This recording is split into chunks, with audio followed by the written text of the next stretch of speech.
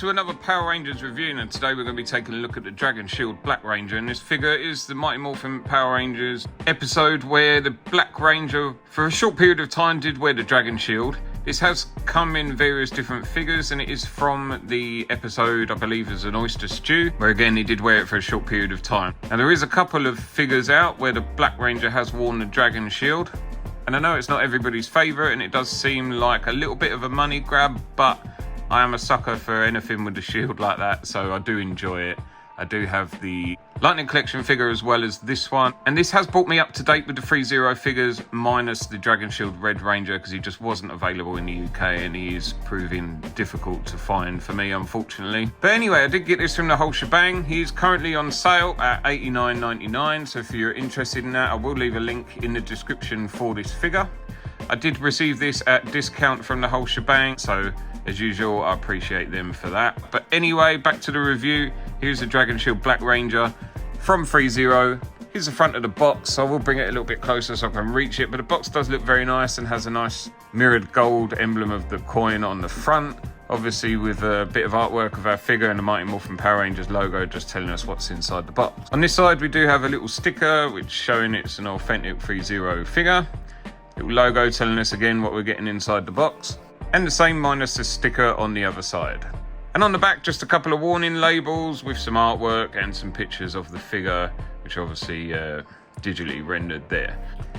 Inside, it does come with this window display, so it does look quite nice, but to be honest, I don't display them in there like that because they're covered in so much plastic you can't really see what's in there. So I have chucked a couple of bits back in. I do have the figure on display, but I just wanted to kind of show you how it would potentially look if you used to take all the plastic off, or if you wanted to display it like that or get it signed. It would be quite nice.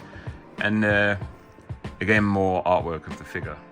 Okay, and here he is out of the box. So I have had him set up and posed up because he's been in my collection for about a week now, and this is how I've been displaying him with his little gun, because I've got the other one in like an axe mode, so it just made sense to swap these over and have two different modes on the power axe.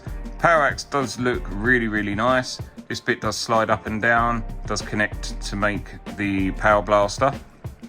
The gold on the shield looks really nice, the detail in the morpher. I don't think they could do much more than that because it is very nicely stamped in there, and you can read the outside that says Power Rangers. The helmet does look pretty good. The shape of it is a bit odd, but it is the same as the previous Black Ranger that came in a 5-pack, or the single that you'd had on its own. It does come with a removable belt, so you can swap them around if you want to or need to. But overall, really nice looking figure. The only downside is with these ThreeZero, you do have to be a little bit careful on the feet because they do tend to fall off.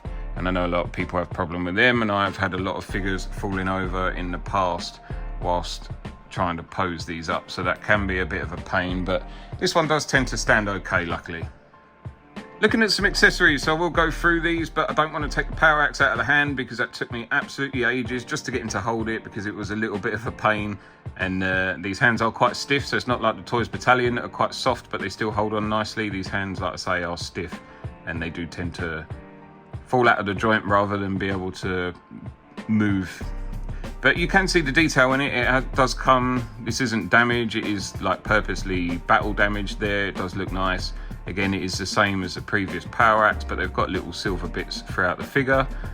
The Mastodon coin in there looks really nice. This does slide up and down very easy, and like I said, you can put the power blaster together. He does also come with his blade blaster. Now they all come with these in the 5-pack, apart from the Green Ranger, or 6-pack should I say, apart from the Green Ranger, and the standard Rangers do come with these. So it does have a couple of different modes.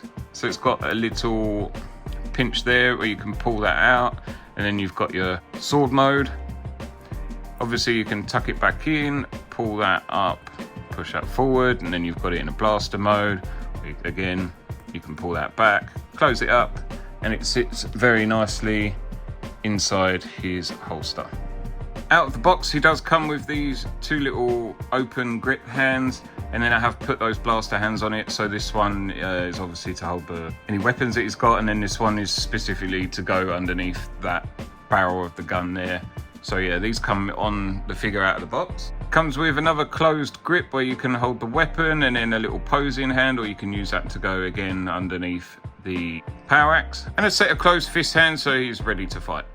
And moving on to the articulation, so I'm not going to be pushing articulation on this figure. I'm not going to go mad with it. I'm probably more going to tell you rather than show you, because these are prone to breaking, and because I can't see the joints underneath it, like I said, I did break an arm before on my Yellow Ranger, so I do try and be careful with these. I don't go crazy posing them.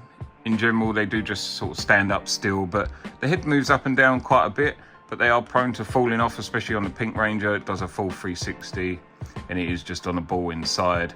We have got some movement in the midsection. The shoulders do go up and down, and it has got double jointed elbows, plus whatever fits in the hand. This is what I was saying about the hands before, is that they are very stiff, and unless you get them holding the figure right, then you can't really do much of that, but I'll sort that out after.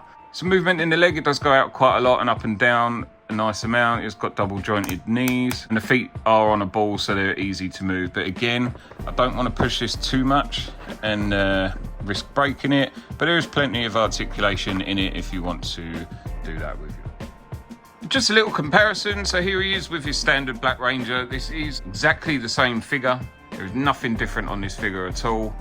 The only difference is I've put this one on the stand because he didn't stand up very well. And this one obviously comes with the Dragon Shield and the armbands. Other than that, this doesn't come with anything extra other than that. So if you are buying it just for the shield, you are pretty much paying £80, £90 just for the shield and the armbands. If you want my opinion, is it worth buying if you've already got the black one?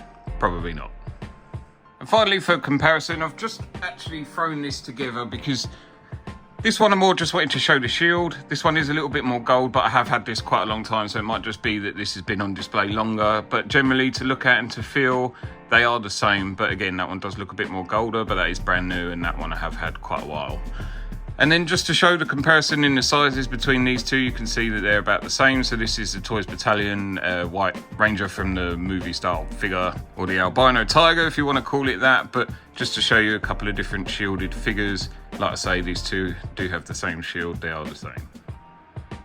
Moving on to final thoughts of the figure, it is a very nice figure. Obviously the blaster and that does come together very well. It does come with just about the right amount of accessories that you would expect, so there's nothing really more added onto this one other than the shield and the armband. So if you've already got the standard Black Ranger figure, this probably isn't worth spending too much money on. But if you're a completionist and you're looking to complete the ThreeZero line, like I said before at the beginning, it is on sale at the whole shebang, so you can grab it for a pretty decent price. Visually, very nice figure. I wouldn't want to risk too much on the joints. Like I said, I have broken a few of these figures, unfortunately, so my Yellow Ranger has been patched up, so I do have to be careful with her, and the feet joint are quite loose on these figures, which seems to be common for ThreeZero Power Ranger figures.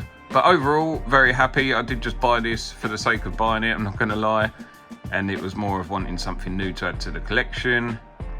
And as I've been picking up the Toys Battalion figures, I have been enjoying these 1/6 scale figures quite a lot more, so I did just want to get this to grab and add to the collection with the rest of them.